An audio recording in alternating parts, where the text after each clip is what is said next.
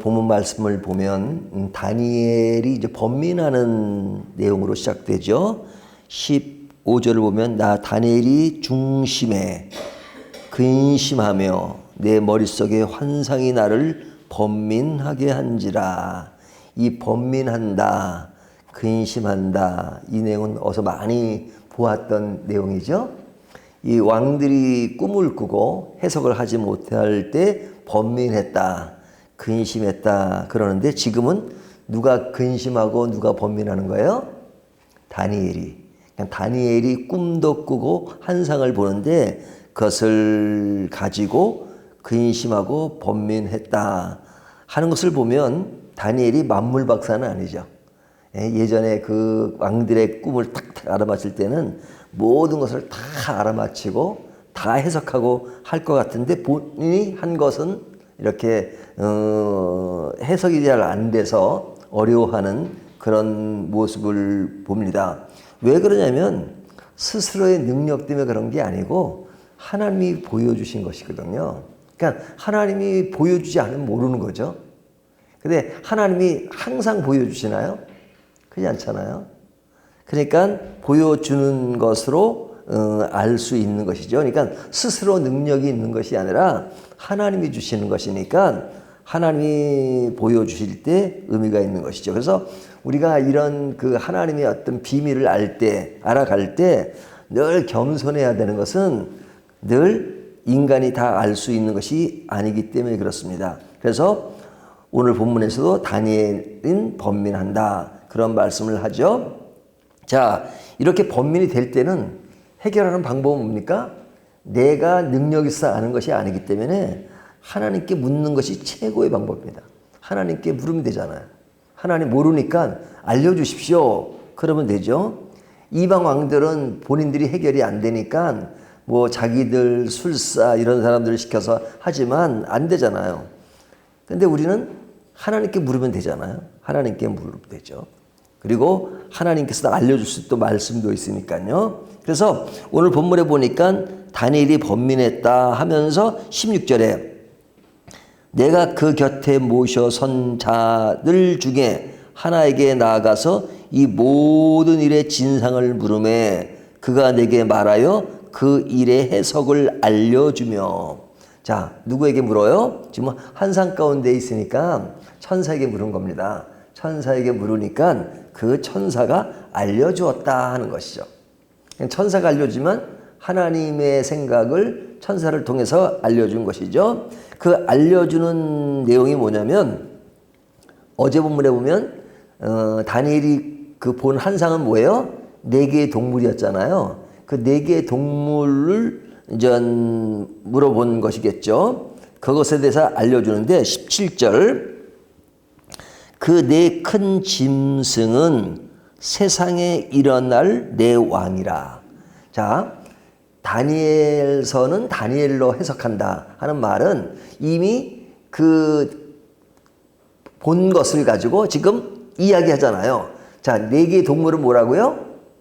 내 왕이다 하는 것을 성경이 아주 명료하게 얘기하죠. 내 큰 짐승은 세상에 일어날 내 왕이라. 그러니까 세상에 일어날 역사의 그 왕이다 하는 것을 분명히 말씀해 주세요.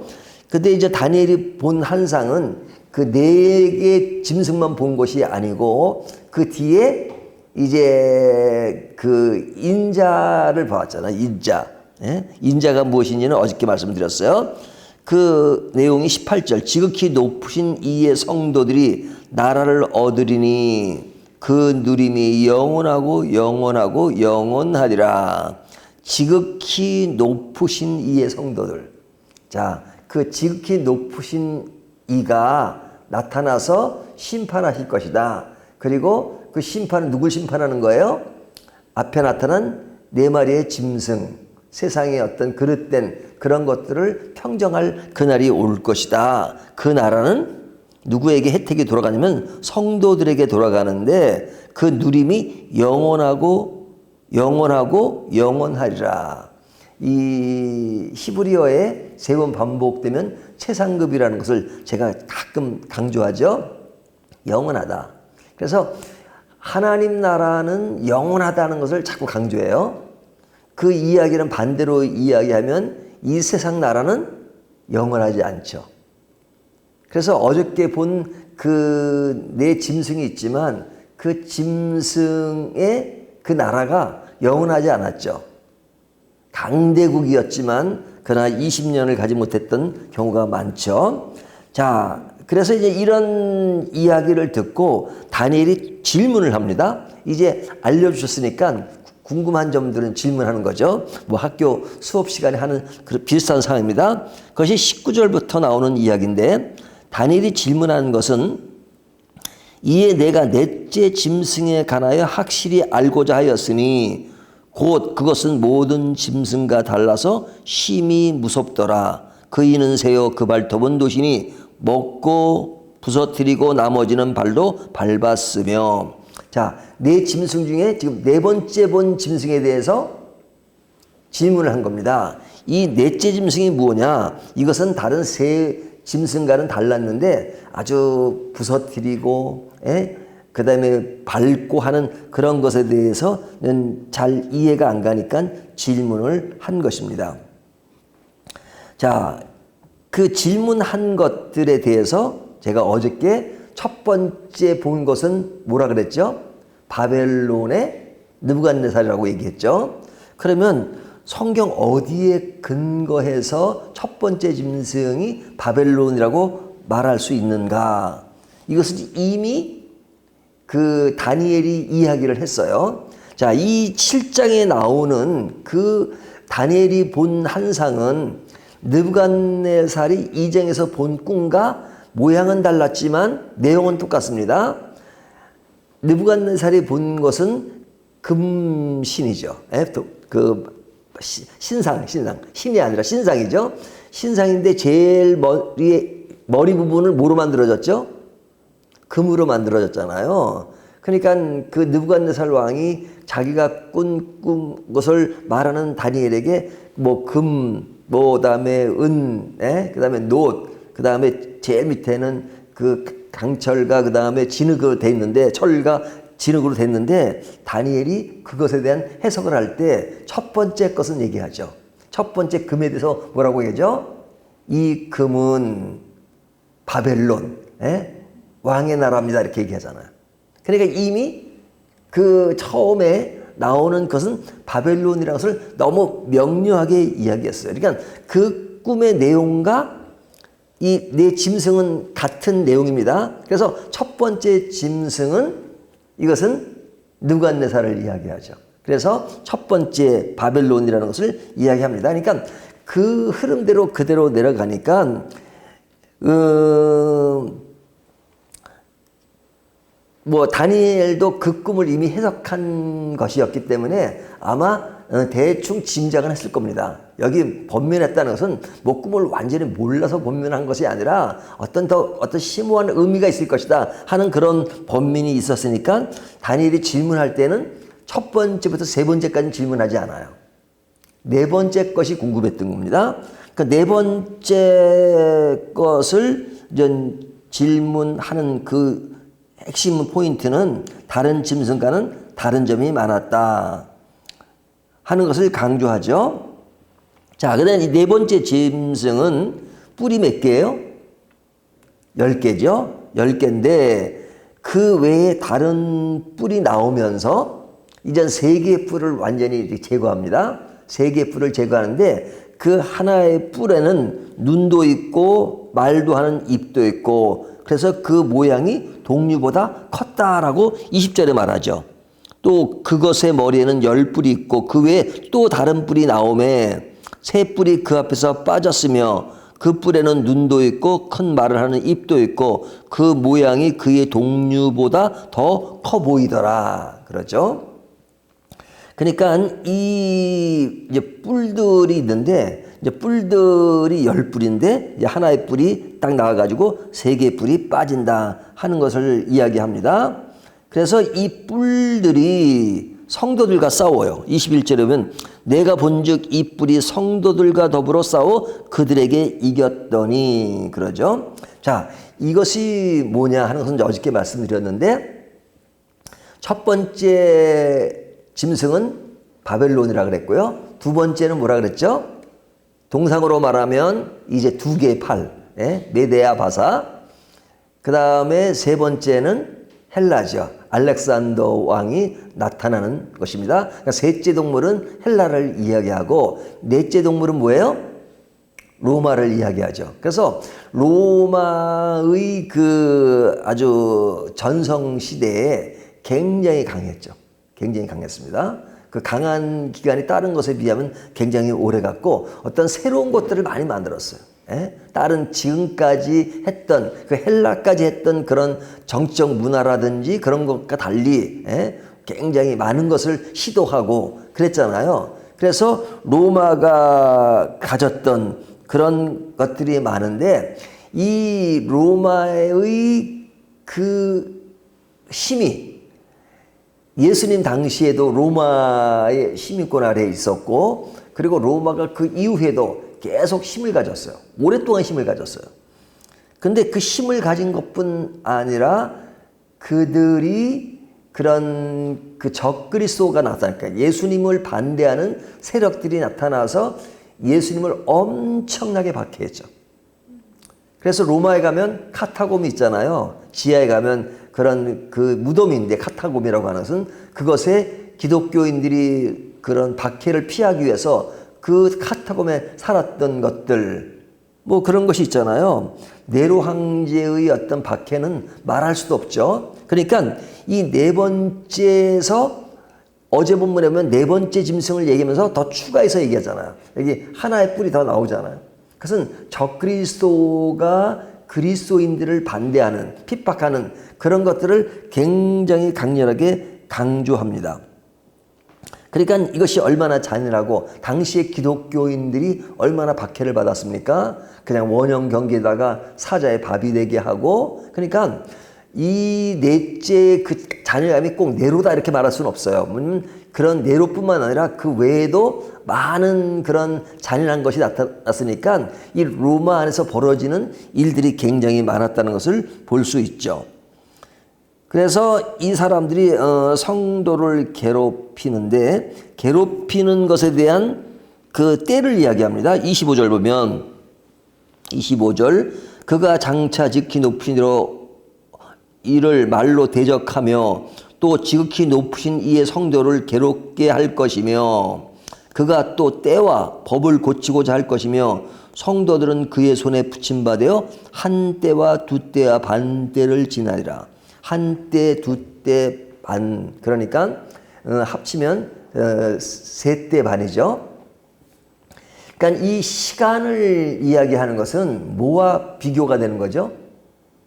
하나님의 나라는 영원하고 영원하고 영원하다 그러잖아요. 하나님의 나라가 영원한데 이때 이 적그리스도가 나타나서 성도를 엄청 괴롭히는데 괴롭히는 그때는 토탈 세대 반이라는 거예요. 세대 반이라고 하는 것은 뭐 3년 반인데 딱 뭐 이렇게 3년 반만 한다는 것이 아니라 제한된 기간 동안에 그런 거예요. 제한된. 영원한 것이 아니고 그러니까 이 세상에 여기 세 번째 동물에 이 알렉산더 대왕이 나와가지고 하지만 그의 생애는 엄청 짧았어요. 33세로 요조를 해요. 그리고 거기에 이제 네 개의 왕조가 나타나잖아요. 네 개의 왕조가 있지만 그 왕조가 그냥 20년을 넘기지 못해요. 그러니까 세상의 어떤 그 권력이라고 하는 것은 힘이라고 하는 것은 뭐 로마는 길게 갔지만 그러나 그것에 제한적이라 이거죠. 그 제한된 시기 가운데 성도들이 받아야 되는 고통과 괴로움은 굉장히 큰 것이죠. 그런 괴로움이 그 당시에 그런 물리적으로 받았던 것들이 오늘날 우리들은 좀 덜할지는 모르지만 실제로 내용에 있어서는 사실은 여전히 그런 고난과 핍박 속에 있다고 말할 수 있죠. 자, 그런데 이 나라들이 어떻게 될 것이냐.